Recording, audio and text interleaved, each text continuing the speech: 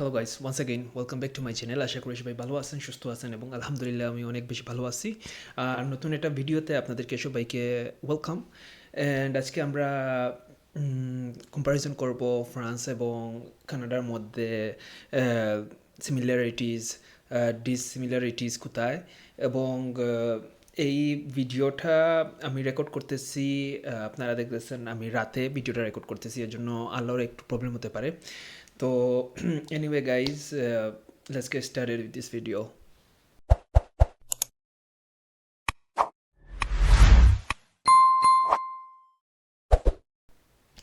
Okay, so first of all আমি বলে রাখি, আমি যে ভিডিওটা আপনাদেরকে এখন দেখাবো এটা হচ্ছে গিয়ে একজন কন্টেন্ট ক্রিয়েটর।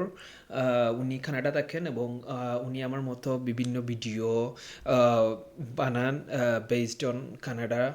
তো এই ভিডিওটা আমি অনলাইনে র্যান্ডমলি আমি পাইছি এবং দেখার পরে আমার কাছে মনে হয়েছে এইটা নিয়ে একটা রিভিউ করা যায়। সো আমি এইটা অ্যাকচুয়ালি রেকর্ড করতেছি যারা বাংলাদেশ থেকে চিন্তা করতেছেন আপনি ইউরোপে আসবেন নাকি কানাডা আসবেন। তো আপনাদের জন্য আসলে এই ভিডিওটা রেকর্ড করা, যেহেতু আমরা বাংলাদেশে থাকতে আমরা একটা কনফিউশনে থাকি যে আমি কানাডার জন্য করব নাকি ইউরোপের জন্য করব, কোনটা আমার জন্য ভালো হবে আমরা বুঝতে পারি না।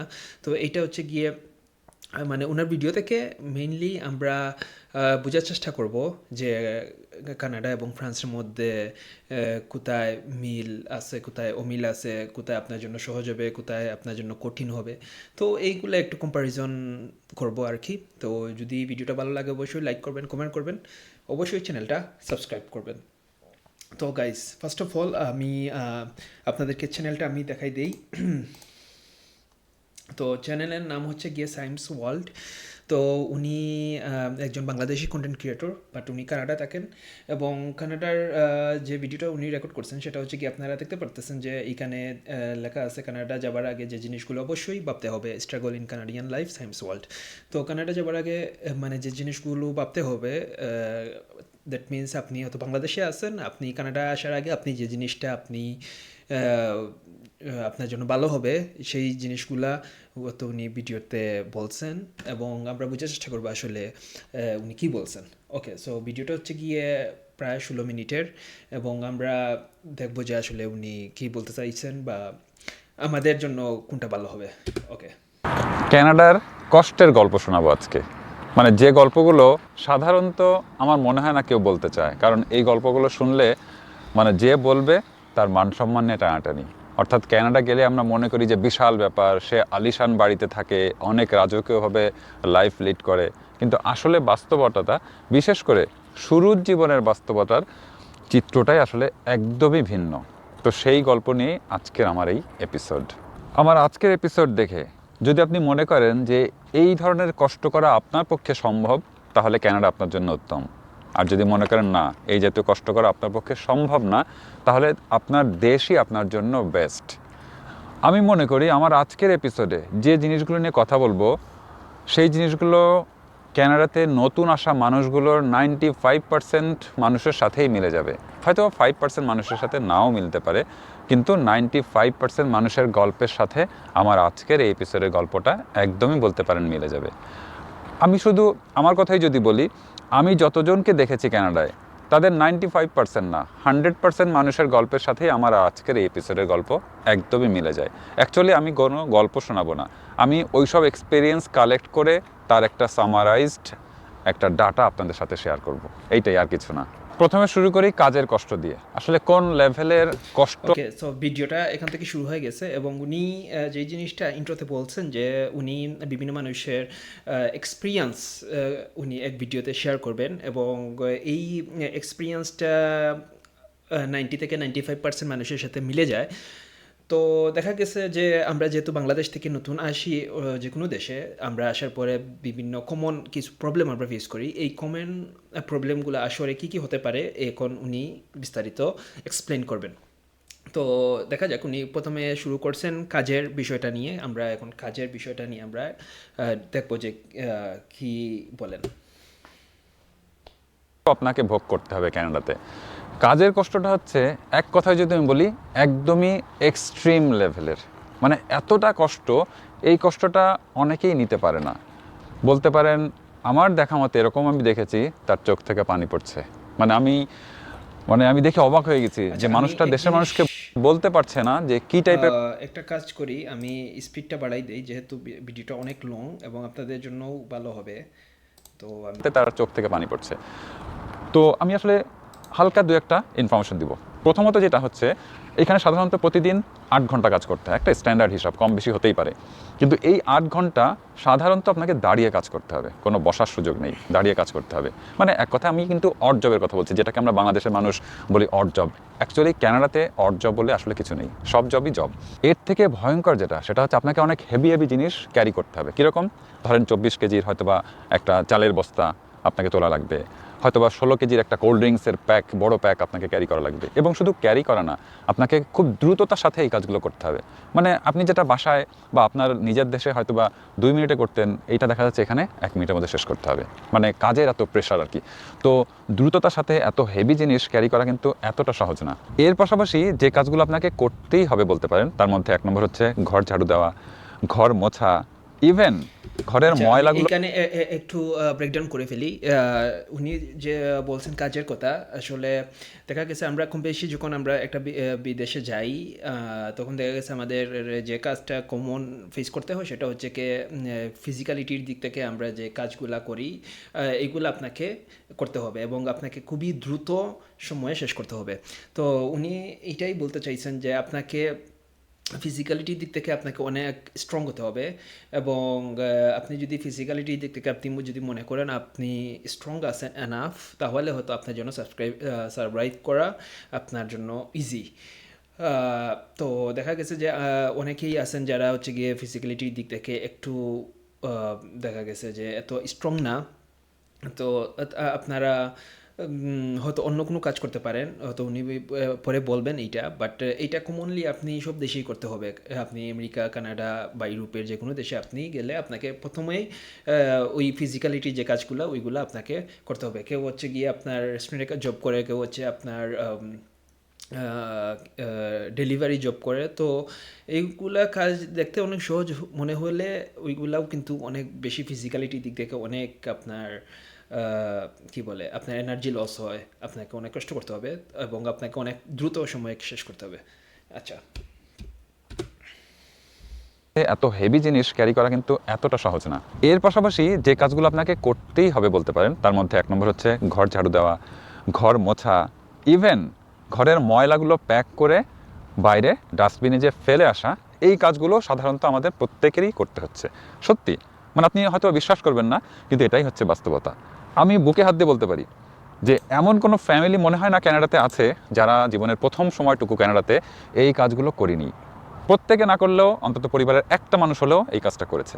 আপনি স্টুডেন্ট ভিসায় আসেন, আপনি ওপেন ওয়ার্ক পারমিটে আসেন, আপনি ক্লোজড ওয়ার্ক পারমিটে আসেন, আপনি এক্সপ্রেস এন্ট্রিতে আসেন, যে ভিসাতেই আসেন না কেন, যদি ডিরেক্টলি কানাডা মানে আপনার দেশ থেকে কানাডাতে ভালো কোনো জব নিয়ে না আসেন, তাহলে আপনাকে এই কাজগুলো করতেই হচ্ছে। এটা একদম ম্যান্ডেটরি। তবে কেউ যদি আপনাকে বলে যে না, সে কিন্তু অনেক ভালো চাকরি করে, বিশ্বাস করবেন না। কারণ হচ্ছে আসলে মান সম্মান বাঁচানোর জন্য আমাদেরকে প্রতিনিয়ত এরকম মিথ্যা কথা বলতে হচ্ছে। যদিও আমি একটু বেহায়া টাইপের, আমার একটু লজ্জা শরম কম। যেমন আমার অনেক, এই যে আপনারা যারা আমার কন্টেন্ট দেখেন, তারা অনেকেই কমেন্ট করেন, ভাই ওখানে আপনি কী করেন? আমি কিন্তু এক কথা লিখে দিই, ভাই আপাতত ঝাড়ু দিই। আসলে কথাটা হাসতে হাসতে বলি, আপনারা হয়তো এটাকে ফান হিসাবে নেন, আসলে এটা কিন্তু রিয়েলিটি। এর পরের পয়েন্টটা হচ্ছে জাতিগত ভেদাভেদ। আপনি যখন কানাডাতে আসবেন, এখানে প্রতিটা সেক্টরে আপনি 2 শ্রেণীর মানুষকে, মানে 2 দেশের মানুষকে আপনি পাবেনই। একটা হচ্ছে ইন্ডিয়ান আর একটা হচ্ছে ফিলিপিনো। তো এই 2 দেশের মানুষের সাথে আপনাকে কাজ করতেই হবে। তো এইখানে কিন্তু আচ্ছা, একটা এখানে কনফ্লিক্ট একটা সবসময় লেগে থাকে। যে জিনিসটা আমি বলতে চাচ্ছিলাম যে উনি বলছেন কানাডায় 2 দেশের মানুষ খুবই বেশি, ইন্ডিয়ান এবং ফিলিপিনো। ফ্রান্সের ক্ষেত্রে বিষয়টা একটু অন্যরকম। ফ্রান্সে হচ্ছে গিয়ে আপনি যখন আসবেন, আপনি এশিয়ার যদি কথা চিন্তা করেন, আপনি দেখবেন এশিয়ার মানুষ এখানে আফগানিস্তানের কমিউনিটিটা অনেক বড়। পাশাপাশি শ্রীলঙ্কান যারা আছেন, শ্রীলঙ্কার মানুষ আপনি পাবেন এইখানে প্রচুর।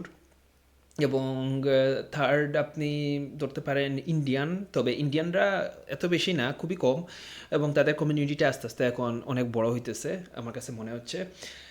আর হচ্ছে গিয়ে আপনি এশিয়ার মধ্যে আপনি আরও অনেক পাবেন, যেহেতু এই দেশটা হচ্ছে মাল্টিকালচারাল কান্ট্রি, আপনি প্রত্যেকটা দেশে মানুষ পাবেন এই দেশে। আমি আমার এক্সপিরিয়েন্স থেকে আমি বলতেছি, আমি চাইনিজ মানুষ পাইছি, আমি আফ্রিকানের অনেক মানুষ পাইছি, এবং আফ্রিকান যে উপমহাদেশ আছে এইটার কিন্তু অনেক প্রচুর মানুষ এই দেশে আছে। আপনি যারা হচ্ছে গিয়ে আলজেরিয়ান, আলবেনিয়া, এরপর হচ্ছে গিয়ে টার্কিশ, এরপর আরও অনেক দেশের মানুষ আপনি পাবেন। এবং আপনি যখন কাজ করবেন আপনি দেখবেন ওই মানুষগুলাই আপনার সাথে কাজ করতেছে। এবং আমাদের বাংলাদেশি যে কমিউনিটিটা, আমি সর্বশেষ যেই জিনিসটা বলতে চাচ্ছিলাম যে বাংলাদেশি কমিউনিটিটা কিন্তু অনেক বড় একটা কমিউনিটি। কিন্তু আপনি হয়তো যদি প্যারিস থাকেন আপনি দেখবেন প্রচুর বাংলাদেশি সেখানে পাবেন। আপনি রাস্তায় হাঁটতেছেন আপনি দেখবেন বাঙালি একজন দুইজন পাবেন আপনার কাছেই। কিন্তু আপনি যখন অন্য সিটিতে থাকবেন একটু আউটসাইডে, দেখা গেছে ওই জায়গায় আপনার বাঙালি খুবই কম। যেমন আমি যে এরিয়াতে থাকি এই এরিয়াতে বাঙালি আছে কিন্তু বাঙালি দেখা যায় না। দেখা গেছে খুবই হঠাৎ আপনি দেখবেন একজন দুইজন বাঙালি আপনি পাবেন, কিন্তু বাঙালি কমিউনিটি আছে, অনেক বড় একটা কমিউনিটি, যেহেতু সবাই কাজকর্মে নিয়ে ব্যস্ত। তো দেখা গেছে আপনি ওই রকম পাবেন না। কিন্তু প্যারিসের দিক থেকে অন্যান্য জায়গায় হয়তো একটু কম, কিন্তু আপনি ওভারঅল চিন্তা করলে আপনি বাংলাদেশি কমিউনিটি যে মানুষ আপনি পাবেন। কারণ স্বভাবতই কেউ চায় না যে আমার সাথে অন্য দেশের মানুষ কাজ করুক, সাধারণত চাই মানে আমার সাথে আমার দেশের মানুষই জব করুক। তো মেন প্রবলেম যেটা হয়ে যায় সেটা হচ্ছে যে আপনি যেখানে যাবেন সেখানে আপনি হয়তো কোনো বাংলাদেশি খুঁজে পাবেন না, পাবেন ইন্ডিয়ান এবং ফিলিপিনো। এবং সেই কারণেই মানে হয়তোবা মনের অজান্তেই একটা জাতিগত অসহযোগিতা প্রতিনিয়ত আপনার সাথে লেগেই থাকবে। শুনতে খারাপ শোনালেও এটাই কিন্তু বাস্তবতা, এটাই আমি ফেস করেছি এবং শুধু আমি না, আমার পরিচিত সবার মুখেই সেই একই কথা। এইবার বলবো ফাইন্যান্সিয়াল কথা। তো এই কথাটা বলার আগে একটু বসে নি ভাই, কারণ এটা তো মাথা ঘোরার মতো একটা ব্যাপার। যাক আলহামদুলিল্লাহ। এখন কথা আচ্ছা, হচ্ছে এখন উনি ফাইন্যান্সিয়াল কথা ফাইন্যান্সিয়াল যদি বলি, বিষয় নিয়ে উনি বলতে চাচ্ছেন। তো ফাইন্যান্সিয়ালি এইটা খুবই ইম্পর্টেন্ট একটা টপিক, এবং আমরা এটা ব্রেকডাউন করবো আসলে রিয়ালিটি এবং এক্সপেকটেশনের মধ্যে কি ডিফারেন্স। ওকে। যদি আপনার অবস্থা আমার মতো হয়ে থাকে, অর্থাৎ দেশ থেকে আসার সময় কোনো প্রকার টাকা তো আনিই সাথে, বরং একটা বড় রকমের লোনের বোঝা মাথায় নিয়ে আমি কানাডায় ঢুকেছি, এরকম যদি হয় তাহলে তো বলতে পারেন সোনায় সোহাগা, মানে কষ্টের আর শেষ নেই। কারণ আপনার একার ইনকামে আপনি টিকে থাকতে পারলেও পুরো ফ্যামিলি নিয়ে আপনার একার ইনকামে টিকে থাকা সম্ভব না। আপনি হয়তো বলবেন ভাই ওভারটাইম আছে না, আপনি তো সপ্তাহে ওভারটাইম পান। আরও বলবেন ভাই আপনার ওয়াইফ আছে না, আপনার ওয়াইফও তো কাজ করবে। তাহলে আসেন আমরা একটা একটা করে যাই। আমি ওভারটাইমের কথা যদি প্রথমে বলি, তাহলে কথা মোতাবেক আপনাকে মিনিমাম 40 ঘন্টা কাজ দেওয়ার কথা থাকলেও, সাধারণত 40 ঘন্টায় কাজ দেয় এখানে, তো সেই কথা থাকলেও দেখা যাচ্ছে আমরা যারা আসছি তাদেরকে 30 থেকে 35 ঘন্টার কাজ দিচ্ছে, অধিকাংশ ক্ষেত্রেই 35-এর উপরে দেয় না। তাহলে আমার কথা হচ্ছে সপ্তাহে 40 ঘন্টা, এখানে তো ঘন্টা হিসাবে কাজ হিসাব করা হয়, সপ্তাহে 40 ঘন্টা দিলেই সংসার চালানো বলতে পারেন বেশ কঠিন। আর সেখানে 35 ঘন্টা বা 30 ঘন্টা দিলে কিভাবে আপনার সংসার চলবে আপনি চিন্তা করে দেখেন। এইবার আসেন বউয়ের কথা বলি, স্পাউসের কথা বলি। আচ্ছা, এই মানে জিনিসটা আমি বউ, একটু ব্রেকডাউন করে ফেলি। যে কানাডার কথা উনি বলছেন যে কানাডা যখন আপনি কি যাবেন, আপনার যদি ফ্যামিলি সহ আপনি যদি যান, দেখা গেছে আপনি কাজ পাবেন হচ্ছে গিয়ে 40 ঘন্টা আপনার ওয়ার্ক পারমিটে লেখা থাকে, এবং আপনাকে কাজ দিবে, আপনি যে জায়গায় কাজ করবেন সেখানে আপনি 30 থেকে 35 ঘন্টা ম্যাক্সিমাম আপনি কাজ করতে পারবেন। তো দেখা গেছে আপনি যদি ফ্যামিলি সহ থাকেন আপনার ওইটা সব কিছু এক্সপেন্স আপনার ম্যানেজ করাটা আপনার জন্য খুবই খুবই ডিফিকাল্ট। এবং এই আহ, আহ, আপনি যদি সিঙ্গেল থাকেন যে ব্যাচেলার্স, তো আপনি সার্ভাইভ করে ফেলতে পারবেন, কিন্তু ফ্যামিলি সহ সার্ভাইভ করাটা আপনি বলতে পারেন আপনার জন্য ইম্পসিবল। ইম্পসিবল না, বাট অনেক কষ্ট করতে হবে আপনাকে, অনেক কিছু ম্যানেজ করে চলতে হবে। তো ফ্রান্সের ক্ষেত্রে আহ, যে বলতে গেলে বিষয়টা সেম, কিন্তু ফ্রান্সে কি হয় মানে দেখা গেছে যে যেহেতু এই দেশটা হচ্ছে গিয়ে হিউম্যান রাইটসের দেশ, মানবাধিকারের দেশ, তো অনেক আপনি পাবেন লোকজন যাদের হচ্ছে গিয়ে আপনার কাগজপত্র নাই। তো দেখা গেছে যে যাদের কাগজপত্র নাই, যারা আসছেন কষ্ট করতেছেন, দেখা গেছে অনেকেই ম্যাক্সিমাম ডেলিভারি করে থাকেন, আবার অনেকেই রেস্টুরেন্টে জব করে থাকেন। তো যাদের কাগজপত্র থাকে না তারা হচ্ছে গিয়ে পার ডে হিসাবে কাজ করেন, যে আমি প্রতিদিন কাজ করবো, আপনি আমাকে মান্থলি একটা পেমেন্ট দিবেন, এবং দেখা গেছে যে ওইটা আপনার ডে হিসাবে চলে যায়, যে আপনি এক মাসে কতদিন কাজ করতেছেন ওইটার উপরে আপনি পয়সা পাবেন, মানে আপনার স্যালারি পাবেন। এবং দেখা গেছে যে ওইটা ডিপেন্ড করে আপনার 1000-1100, ওইটা মালিকের উপর ডিপেন্ড করে। এবং যাদের পেপার আছে তারা হচ্ছে গিয়ে আপনার ওই পেপারের থ্রুতে কাজ করতে পারে পার আওয়ার হিসাব করে, যেমন আমি পার আওয়ার কাজ করব, আপনি আমাকে এত টাকা পেমেন্ট করতে হবে। তখন আপনি ওই ফ্রান্সের যে মিনিমাম যে পেমেন্ট আছে আপনাকে ওইটা তারা দিতে অব্লিগেটরি বলতে গেলে, যে আপনি কাজ করবেন পার আওয়ার আপনাকে অত টাকা দিবে। তো ওইটা হচ্ছে গিয়ে ডিফারেন্স। এবং দেখা গেছে যে যাদের পেপার আছে তারা হয়তো মোটামুটি ভালো পজিশনে থাকে, কারণ হচ্ছে কি তারা সরকার থেকে একটা বেনিফিট পায়, পাশাপাশি আপনি যে কাজ করবেন কাজ থেকেও আপনার ভালো একটা ইনকাম আছে।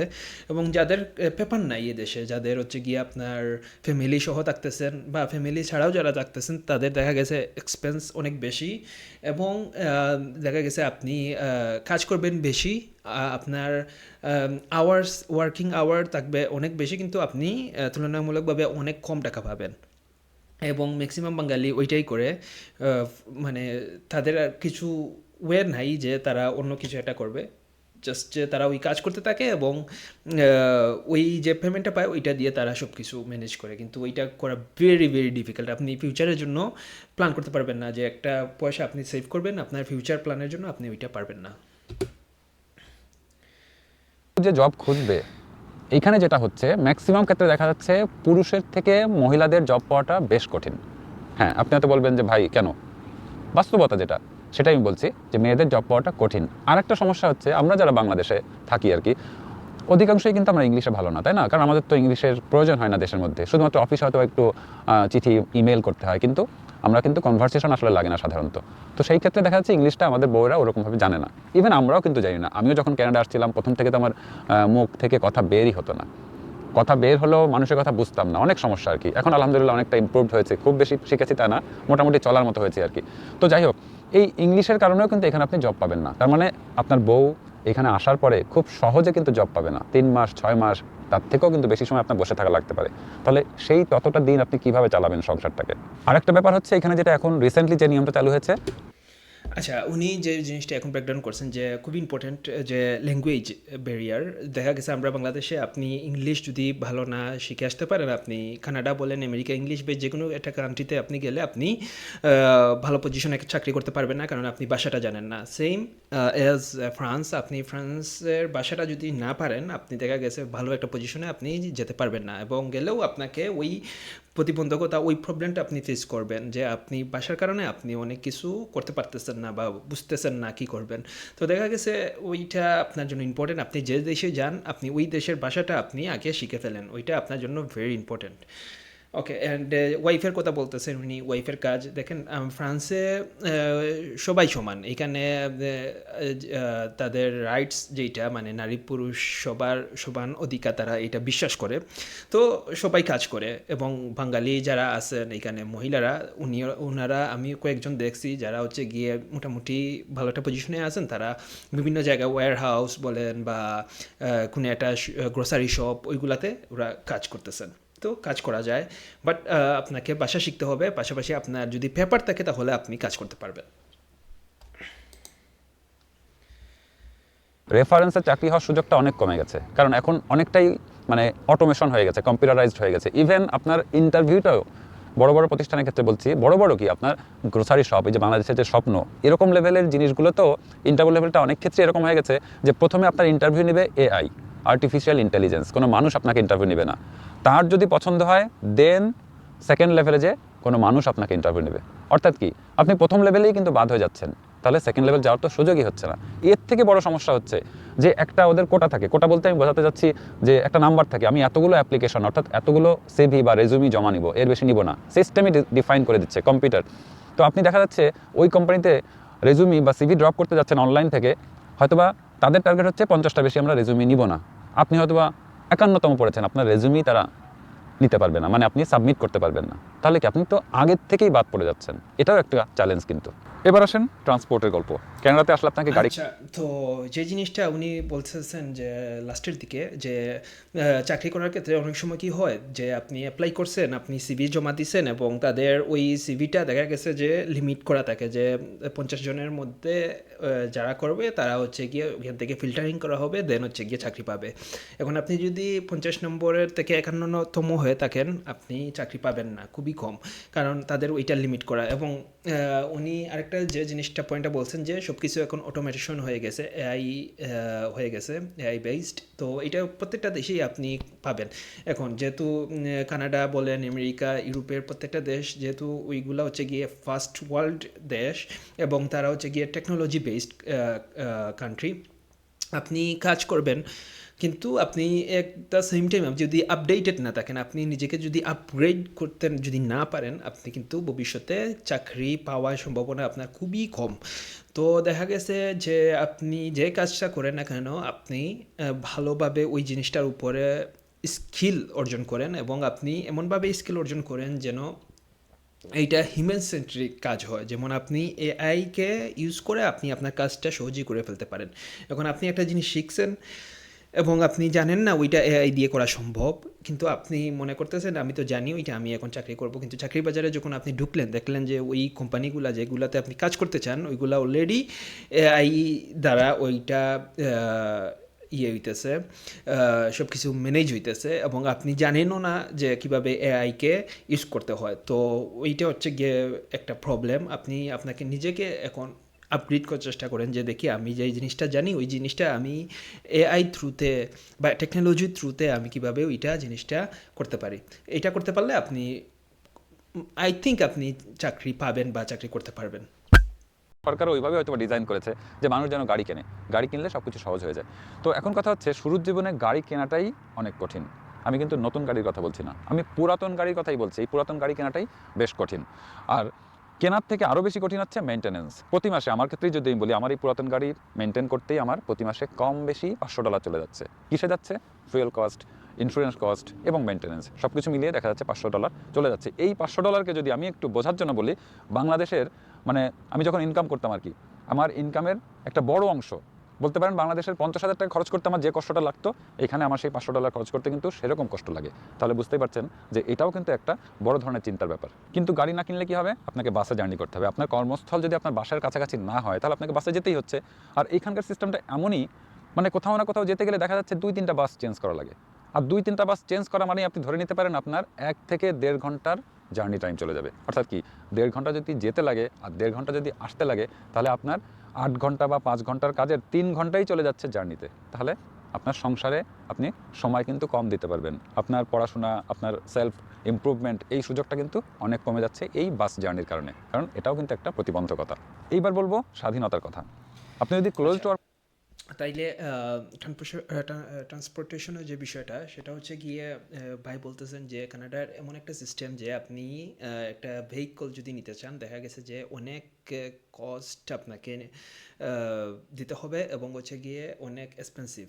তো দেখা গেছে যে আপনি কানাডায় আসবেন, আপনি কাজ যদি করেন, আপনার কর্মস্থল যদি আপনার যে জায়গা থাকেন ওইখান থেকে যদি একটু দূরে হয়, আপনার জন্য পাবলিক যে ট্রান্সপোর্টেশনগুলো আছে ওইগুলা ইউজ করা অনেক বেশি টাফ। এবং হ্যাঁ, জিনিসটা আমি রিয়ালাইজ করতে পারি, কারণ হচ্ছে গিয়ে অনেক সময় হয় কি, আমি যখন স্কুলে যাই ফ্রান্সে, দেখা গেছে অনেক সময় পাবলিক ট্রান্সপোর্টেশনের কারণে একটু ডিলে হয়। ডিলে হওয়ার কারণে দেখা গেছে যে 10 মিনিট 15 মিনিট যখন লেট হয় তখন হচ্ছে গিয়ে আমাদেরকে ঢুকতে দেওয়া হয় না, কারণ আপনি ওই অন টাইমে আসতে পারেন নাই। তো এই দেশে তারা তাদের টাইমকে অনেক বেশি ভ্যালু করে। দেখা গেছে যে আপনি যদি 1 মিনিটও যদি লেট করেন, আপনি ওইটাও কিন্তু হিসাব করা হয়। তো দেখা গেছে যে কর্পোরেট লাইফে আপনি যদি ওইরকম করেন, আপনার অনেক ধরনের প্রবলেম হতে পারে আপনার বসের সাথে। পাশাপাশি আপনি যদি স্কুল বা ইউনিভার্সিটিতে যান, দেখা গেছে আপনি অনেক সময় দেরি হওয়ার কারণে আপনি ঢুকতে পারতেছেন না, বা আপনি হয়তো আপনার ওই লেকচারটা মিস করে ফেলছেন। তো কানাডার সিস্টেমটা হচ্ছে কি, আপনাকে অবশ্যই একটা গাড়ি নিতে হবে যদি আপনি কাজ করেন বা যে কোনো কিছু করেন। কিন্তু ফ্রান্সের সিস্টেমটা হচ্ছে কি অন্যরকম, যে ফ্রান্সে আপনি দেখা গেছে আসবেন, আসার পরে যদি আপনি ড্রাইভিং লাইসেন্স আপনার যদি না থাকে, ড্রাইভিং লাইসেন্স নিতে হলে অবশ্যই আপনার ফ্রেঞ্চ ভাষার উপর দক্ষতা থাকতে হবে। এবং কিভাবে আপনারা ফ্রেঞ্চ শিখবেন সেই বিষয়ে আমি অলরেডি একটা ভিডিও রেকর্ড করে ফেলছি, আমি ডিসক্রিপশনে দিয়ে দিব লিঙ্কটা, আপনারা চাইলে সেখান থেকে দেখতে পারেন। এবং যদি আপনি ড্রাইভিং লাইসেন্স নিতে না পারেন, আপনি ট্রান্সপোর্টেশন ইউজ করতে পারেন। আমাদের এইখানে 3 ধরনের ট্রান্সপোর্টেশন আছে, বাস, মেট্রো এবং ট্রাম। তো বাস এবং মেট্রো হচ্ছে গিয়ে কমন। আপনি যে কোনো জায়গায় যদি যেতে চান আপনি বাস অথবা মেট্রো দিয়ে যেতে পারেন। আর হচ্ছে গিয়ে আপনি ট্রাম হচ্ছে গিয়ে এমন একটা সিস্টেম যে এটা হচ্ছে গিয়ে বাসের মতো, বাস এবং মেট্রোর এটা হচ্ছে গিয়ে মিক্স। তো আপনি ট্রামও নিতে পারেন এবং দেখা গেছে যে অনেক জায়গায় ওই একটা টিকিট কিনতে হয়, প্রত্যেকটা সিটিতে তাদের আলাদা নির্দিষ্ট করে একটা টিকিট আছে। আমাদের হচ্ছে গিয়ে টিসিএল এবং প্যারিসে হচ্ছে গিয়ে নেভিগো, এইভাবে বিভিন্ন সিটিতে তাদের নিজস্ব তাদের ট্রান্সপোর্টেশন আছে। তো তাদের ওইটা টিকিট আপনি মান্থলি নিতে পারেন, আপনি ইয়ারলি নিতে পারেন। তারপর হচ্ছে গিয়ে আপনি ওইটা পরবর্তীতে রিনিউ করতে পারবেন। তো ওই হচ্ছে গিয়ে ট্রান্সপোর্টেশনের সিস্টেম এবং আমাদের এই দেশের ট্রান্সপোর্টেশনটা খুবই ভালো। আপনি প্রত্যেক মিনিটে মিনিটে আপনি মেট্রো পাবেন, বাস পাবেন, তাদের একটা শিডিউল থাকে।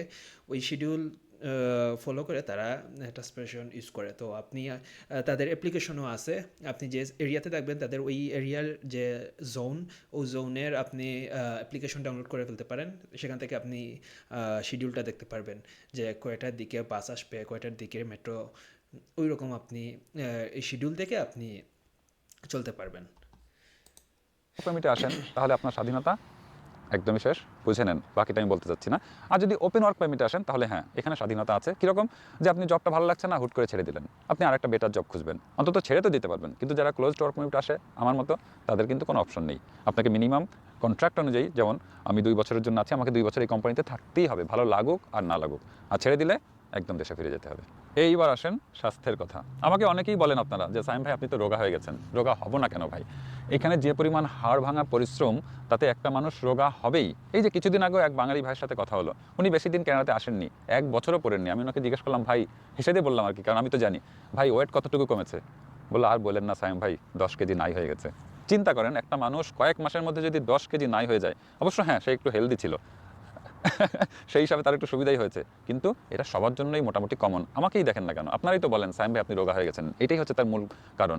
তবে হ্যাঁ, এই রোগা হওয়ার পিছনে একটা বেনিফিটও কিন্তু আছে। আমরা কিন্তু আলহামদুলিল্লাহ সুস্থ থাকি। কানাডার মানুষ অনেক দিন বাঁচে, এটাও মনে হয় তার একটা কারণ, যে তারা পরিশ্রম করে এবং ভালো খাবার খায়। এখানে এই খাবারের মানটা ভালো বলে আমাদের একটা সুবিধা হয় কিন্তু, যে হ্যাঁ অনেক পরিশ্রমের পরেও শরীরটা কিন্তু সুস্থ থাকে, আমরা কিন্তু অসুস্থ হচ্ছি না আলহামদুলিল্লাহ, এটা একটা বেনিফিট। তবে হ্যাঁ, অনেকের ক্ষেত্রে যেটা হচ্ছে, এই ভারী ভারী জিনিস ক্যারি করার ফলে হাতে পায়ের বিভিন্ন জায়গায় পেইন হয়। আমারও কিন্তু হচ্ছে অল্প অল্প, এবং আমি দেখেছি কয়েকজনের বেশ সিরিয়াস লেভেলেরও পেন শুরু হয়ে গেছে। সবশেষে বলবো মানসিক অবস্থার কথা। আচ্ছা, উনি যে বলছেন যে আহ, এখানে খাবারের যে বিষয়টা, ওনার সাথে আমি পুরোপুরি একমত। কারণ উনি কানাডা থাকি এবং আমি ফ্রান্সে থাকি, কিন্তু দিন শেষে দেখা গেছে আমরা ওই যে দিন শেষে আমরা যে খাবারটা খাই ওইটা হচ্ছে গিয়ে ফ্রেশ খাবারটা খাই। হ্যাঁ, এখন উনি ফ্রান্সে থাকেন, সরি উনি কানাডা থাকেন, ইট ডাজন্ট মিন যে উনি আমাদের থেকে ভালো খাবার খাইতেছেন, এইরকম না। দেখা গেছে যে ইউরোপের বা কানাডা আমেরিকার প্রত্যেকটা দেশেই আপনি তাদের যেহেতু জিনিসগুলা অনেক ফ্রেশ এবং তারা হচ্ছে গিয়ে অনেক সেন্সিটিভ এসব বিষয়ে। তো দেখা গেছে যে আমরাও যখন কাজ করি আমাদের অনেক ক্যালোরি লস হয়, পাশাপাশি আমাদের অনেক জার্নি করতে হয়। তো দেখা গেছে যে আপনি ওই হেলদি খাবারটা না খেলে আপনার ওই প্রপার এনার্জিটি আপনি পাবেন না।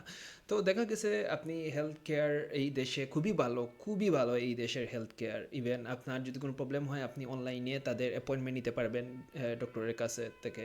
এবং তাদের একটা কার্ড আছে যেটা হচ্ছে গিয়ে ভিটাল কার্ড, আপনি ভিটাল কার্ড থাকলে আপনার জন্য খুবই ভালো। আপনি ওইটা দিয়ে আপনি ফ্রিতে চিকিৎসা নিতে পারেন ফ্রান্সে।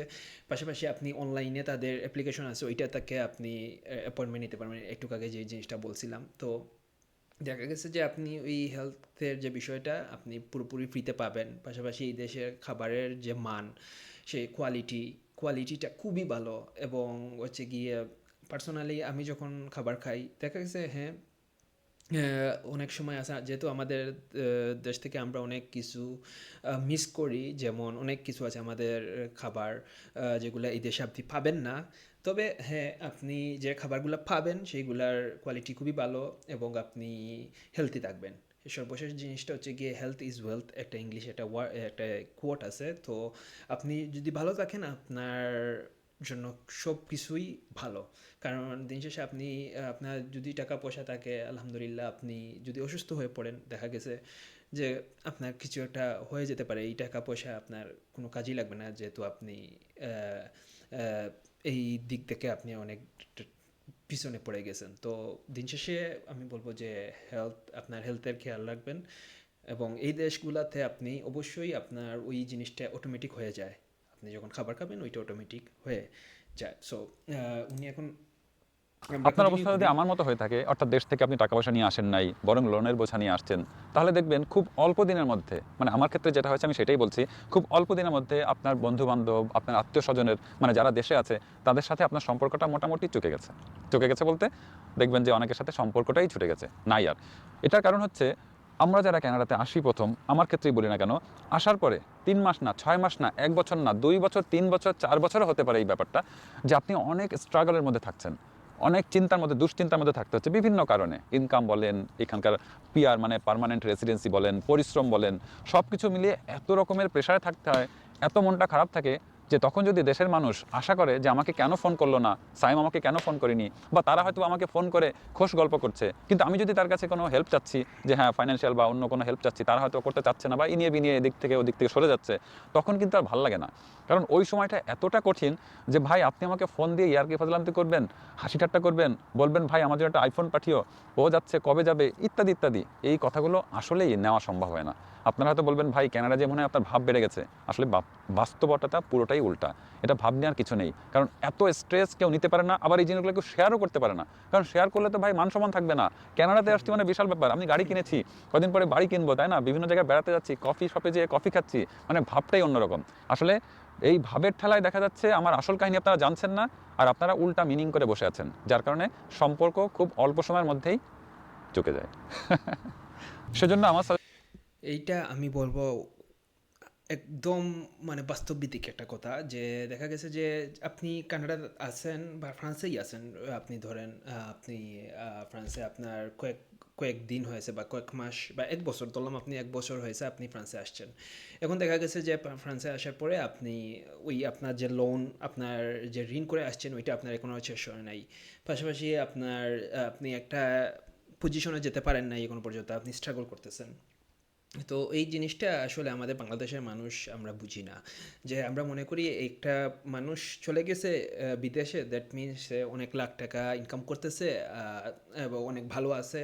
আসলে আমরা কি করি, আমরা শো অফের জন্য আমরা সোশ্যাল মিডিয়াতে পোস্ট করি, বিভিন্ন জায়গায় ফিল্ম করি, রেকর্ড করি। তো এগুলা দেখে মানুষ, বাংলাদেশের মানুষটা আসলে ওই রকমভাবে যে দেখো সে খুবই ভালো আছে। নর্মালি এইটা হচ্ছে গিয়ে আপনার আমাদের সাইকোলজিক্যালি আমরা যদি চিন্তা করি, দেখা গেছে যে ওই রকম আপনি চিন্তা করবেন যখন সে একটা বেটার পজিশন, আপনার থেকে বেটার পজিশনে চলে যায়, তখন আপনি চিন্তা করবেন সে তো অবশ্যই আমার থেকে ভালো। তো দেখা গেছে যে হ্যাঁ, আপনি বাংলাদেশে আছেন, সে হয়তো ইউরোপে আছে বা কানাডায় আছে। তো দেখা গেছে যে ওই যে আহ, আপনার যে পজিশন আর উনার যে পজিশন, দেখা গেছে যে অবশ্যই আপনি ভালো থাকবেন কারণ আপনি ফ্রান্সে আছেন বা কানাডা আছেন। কিন্তু যে মানুষটা বাংলাদেশে আছে সে হয়তো দেখে হয়তো ভাবতেছে যে সে তো অবশ্যই আমার থেকে ভালো। তো অবশ্যই হ্যাঁ, আপনি অবশ্যই এই দিক দিয়ে আপনি অনেক ভালো আছেন, কারণ আপনি ভালো কোয়ালিটি খাবার পাতেছেন, আপনি কাজ করতেছেন, আপনি দিন শেষে আপনার ওই এই যে আপনি চিন্তা করতেছেন না আমি এখন তো আর বাংলাদেশে নাই, আমি তো ইউরোপে আছি বা কানাডা আছি। কিন্তু যে মানুষটা দেখতেছে ওই তো এইরকম চিন্তা করতেছে না, ওই চিন্তা করতেছে যে আপনি অনেক ভালো টাকা ইনকাম করতেছেন, আপনার কোনো লাইফে কোনো প্যারা নাই, প্যারাহীন লাইফ। তো ওই জিনিসগুলো না মানে আমরা অনেকেই বুঝি না। তো এই জিনিসটা আসলে আমাদের বোঝা উচিত, যে একটা মানুষ গেছে বা আপনি আসছেন, আপনার ওই ঋণটা শেষ করতে করতে আপনি একটা পজিশনে যেতে যেতে একটা টাইম লাগে, একটা সময় লাগে। তো ওই সময়গুলা, ওই টাইম, ওই সব কিছু দেখা গেছে আপনার 1-2 বছর, 5 বছর, কারো ক্ষেত্রে আরও বেশি লাগতে পারে। তো ওইটা যখন আপনার ওই পজিশনটা আপনি আপনার ঋণ আপনার সব কিছু শেষ করে ফেলবেন, তখন হচ্ছে গিয়ে আস্তে আস্তে আপনি নিজেকে ডেভেলপ করবেন। তখন হচ্ছে গিয়ে আপনি কাউকে যদি কিছু দিতে চান তখন আপনি দিতে পারবেন, কিন্তু রিয়ালিটি হচ্ছে কি আপনি প্রথম অবস্থায় আপনি কাউকে বলতে পারেন না বিষয়টা। এবং যা আপনি যখন তাদেরকে বলতে পারতেছেন না, তারাও ভাবতেছে যে আপনি ভাব মেরে বসে আছেন যে না ভাই, আপনি তো বিদেশ গিয়ে আমাদের তো ভুলে গেছেন, আপনি তো কিছু দেন নাই, পাঠান নাই, ওই রকম হ্যান ত্যান। কিন্তু দিন শেষে আপনি তো আপনার সিচুয়েশন বুঝতেছেন, আপনি কোন সিচুয়েশনে আছেন। তো যারা বাংলাদেশ থেকে ভিডিওটা দেখতেছেন অবশ্যই আপনারা এই জিনিসটা একটু কেয়ারফুল থাকবেন। আপনাদের হয়তো রিলেটিভ কেউ না কেউ অবশ্যই বিদেশে আছে, তো তাদেরকে আপনারা প্রপারলি বোঝার চেষ্টা করবেন আসলে উনি কোন সিচুয়েশনে আছেন। কারণে সম্পর্ক খুব অল্প সময় কানাডাতে আসেন না কেন, এই বিষয়গুলো বিবেচনা করে কানাডাতে আসবেন। এবং সম্ভব হলে না, আমি বলবো এটা হাইলি রেকমেন্ডেড, সেটা হচ্ছে আপনার যদি সম্ভব হয় মিনিমাম 20 লক্ষ টাকা সাথে নিয়ে আসেন। ভাই জমি বিক্রি করে বা লোন করে আসেন না, টাকাটা যদি জমানো থাকে সেই 20 লক্ষ টাকা মিনিমাম নিয়ে আসেন। কি হবে তাতে? এইখান থেকে 5-7 লাখ টাকা খরচ করে একটা আমার মতো মানে পুরাতন একটা গাড়ি কিনবেন, তাহলে আপনার গাড়ির লোনটা কিন্তু মাথার উপর থাকলো না। আর বাকি যে 12-13 লাখ টাকা থাকবে সেই টাকা দিয়ে কী করবেন? অন্তত 1 বছরে প্রতি মাসে 1 লাখ টাকা আপনার সংসারের জন্য ব্যয় করবেন। আপনি হয়তো বলবেন ভাই 1 লাখ টাকা, ভাই এখানে তো আমার বাড়ি ভাড়াই হচ্ছে প্রায় 1.5 লাখ টাকা। তাহলে বোঝেন কী পরিমাণ খরচ এখানে। আপনি হয়তো বলবেন ভাই ইনকামও তো সেই করেন। বুঝেই তো গেছেন আমি কি ইনকাম করি ভাই, আমার গল্পেই তো বোঝা যাচ্ছে আমার লাইফটা কোন স্টাইলে চলছে। তাহলে তো আপনাকে নতুন করে বোঝানো কিছু নাই। মোট কথা মিনিমাম 20 লাখ টাকা যদি সম্ভব হয় তাহলে সাথে করে নিয়ে আসেন, কাজে লাগবে ভাই। তবে হ্যাঁ, কষ্টের এই জীবনটা কিন্তু প্রথম কয়েকটা আচ্ছা, তাহলে আমি এই জিনিসটা বলে রাখি। দেখেন আপনি 20 লক্ষ টাকা কিন্তু বাংলাদেশের টাকা অনেক টাকা, প্রায় 2 মিলিয়ন। তো 2 মিলিয়ন টাকা বাংলাদেশি আপনি যখন প্রসেস শুরু করবেন, দেখা গেছে আপনার প্রচুর টাকা আপনার ইনভেস্ট করতে হবে বা আপনার চলে যাবে আপনি কানাডা ভিসা পাইতে। বা ফ্রান্সের ক্ষেত্রেও দেখা গেছে যে ডিরেক্ট বাংলাদেশ থেকে ভিসা হয় না, যাদের হচ্ছে কি আপনার যারা স্পাউস আছেন, দেখা গেছে আপনার কেউ না কেউ আছে ফ্রান্সে এবং উনার সব কিছুই আছে আলহামদুলিল্লাহ। উনি যদি আপনার জন্য স্পন্সর করে তাহলে আপনার খুবই চান্স আছে আপনি ভিসা পাওয়ার, কিন্তু আপনি ডিরেক্ট বাংলাদেশ থেকে ভিসার জন্য অ্যাপ্লাই করতে পারবেন না। আপনাকে অন্য দেশ হয়ে, যেমন অন্যান্য দেশ হয়ে আপনাকে ফ্রান্সে ঢুকতে হয়। তো দেখা গেছে যে আপনি ফ্রান্সে আপনি যদি আসেন, আপনার যদি ঋণটাকে আপনি আসার পর এখানে কাজ করে আপনাকে অনেক কষ্ট করতে হবে, স্ট্রাগল করতে হবে, বা এই স্ট্রাগলের শেষ নাই। বাট আপনি ওই যে 20 লাখ টাকা ওইটা আসলে ফ্রান্সের ক্ষেত্রে ওইটা না আনলেও হবে, সমস্যা নাই। কারণ হচ্ছে গিয়ে কি হয় দেখেন, ফ্রান্সের ক্ষেত্রে আপনি আসবেন, আপনার ওই ট্রান্সপোর্টেশনে যে আপনি যে একটা গাড়ি নিতেই হবে মাস্ট বি, এরকম কোনো কিছু না। ওইটা হচ্ছে গিয়ে অপশনাল। যে আপনি আর যখন ভালো একটা পজিশনে চলে যাবেন আপনি চাইলে একটা গাড়ি নিতে পারেন, আপনি ফ্রান্সের ভাষা ভালো বুঝেন, আপনি ড্রাইভিং লাইসেন্সের জন্য অ্যাপ্লাই করতে পারেন। তো এটা হচ্ছে ডিফারেন্ট ডিসকাশন। বাট ফ্রান্সে আসার জন্য আপনাকে 20 লাখ টাকার দরকার নাই। বাট হয়তো কানাডার ক্ষেত্রে হয়তো অবশ্যই দরকার আছে, বাট ফ্রান্সের ক্ষেত্রে আমি বলবো না নিলেও আপনার হবে, সমস্যা নাই। বছরের জন্য, কয়েকটা মাসের জন্য না, কয়েকটা বছরের জন্য, সেটা 2 বছর, 3 বছর, 4 বছর, 5 বছর পর্যন্ত হতে পারে। এই সময়টা যদি আপনি কষ্টে মষ্টে পার করে দিতে পারেন আলহামদুলিল্লাহ, তাহলে বাকি জীবনটা অনেকটাই শান্তিতে যায়। কারণ এখানে একটু সেটেল হতে পারলে অনেক কিছুই পরে সহজ হয়ে যায়। আর সব শেষে বলবো, আপনি হয়তো আমাকেই প্রশ্ন করবেন ভাই এত কষ্ট করে তাহলে কানাডাতে আছেন কি জন্য, কি করছেন ওখানে? এর উত্তরটা নিয়েই আমি আসবো আগামী এপিসোডে। সেখানে অনেক পজিটিভ গল্প শোনাবো। কারণ এই কষ্টটা করতে পারলে আপনার জন্য বড় রকমের একটা সারপ্রাইজ বলেন, বেনিফিট বলেন, রিওয়ার্ড বলেন, আপনি পেতেই পারেন। এবং সেই রিওয়ার্ড পাওয়ার জন্যই বলতে পারেন আমরা কষ্ট করে হলেও কানাডাতে সেটেল হওয়ার চেষ্টা করে যাচ্ছি। আচ্ছা, তাহলে ভিডিওটা এখানে উনি শেষ করে ফেলছেন। তো জিনিসটা হচ্ছে গিয়ে উনি যে জিনিসটা লাস্টের যে কনক্লুশনটা নিয়ে আসছেন, যে এই কষ্টটা কয়েক মাসের জন্য না, ওই কষ্টটা কয়েক বছরের জন্য হতে পারে। এখন ওইটা ডিপেন্ড করে আপনার উপর, আপনার ফ্যামিলির উপর, আপনি কোন সিচুয়েশন থেকে আসতেছেন, আপনি কি করতে পারবেন, আপনার ওই কোয়ালিফিকেশন আছে কি না। তো দেখা গেছে যে অনেকেই অনেক ভালো ফ্যামিলি থেকে আসে, যাদের হচ্ছে গিয়ে এই ধরনের প্রেশার থাকে না যে আমার ফ্যামিলিকে আমাকে সাপোর্ট দিতে হবে, ওই রকম কোনো আপনার কি বলে মানে প্রেশার নাই। তো এই রকম যদি আপনার সিচুয়েশন হয়, অবশ্যই আপনি কম সময়ের ভিতরে আপনি অনেক ভালো পজিশনে চলে যেতে পারেন। আর যদি মনে করেন যে না আমার ফ্যামিলির একটা চাপ আছে আমার উপরে, আমাকে আমার ফ্যামিলি টেক কেয়ার করতে হয়, তো দেখা গেছে আপনি আসার পরে আপনার ওই যে ঋণের কথা বলছি, আপনার নিজের এক্সপেন্স, আপনার নিজের একটা ব্রাইট ফিউচার এই দেশে ফ্রান্সে, তো দেখা গেছে সেম অ্যাজ কানাডা। তো আপনাকে এখানে আসার পর আপনাকে কয়েক বছর কষ্ট করতে হবে। ফার্স্ট অফ অল আপনাকে ওই দেশের ভাষাটা শিখতে হবে।